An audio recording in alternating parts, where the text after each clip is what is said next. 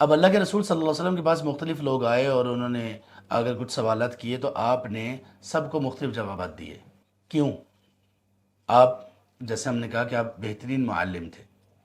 آپ انسان کی نفسیات کو، انسان کی طبیعت کو بہترین طور پر سمجھنے والے تھے. بہت عظیم آپ معلم تھے، بہت عظیم معلم تھے. آپ ایک اس طبیب کی طرح تھے جو انتہائی حاذق اور بہت ہی ماہر ہو، ایکسپرٹ طبیب اور ڈاکٹر. اگر ایک شخص میں دیکھتے کہ وہ غصہ بہت کرتا ہے، اگر اس نے آپ سے نصیحت چاہی کہ آپ مجھے نصیحت کیجئے تو آپ نے اس کو بس یہی کہا کہ صرف آپ غصہ نہ کرو، کیونکہ اس کی باقی چیزیں ویسے ٹھیک تھیں. ایک شخص ہے وہ خرچ نہیں کرتا، اسے کہا جائے کہ بھائی آپ خرچ کیا کرو.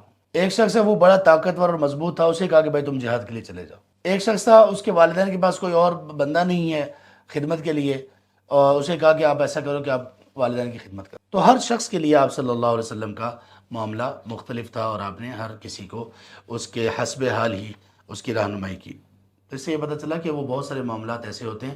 ایک جو علم رکھنے والا شخص ہوتا ہے اس کا بھی یہی معاملہ ہوتا ہے کہ وہ اپنی آڈینس اور اپنے لوگوں کو دیکھ کر اور جو ان کے احوال ہیں ان سے آگاہ ہو کر وہ ان کو نصیحت کرتا ہے.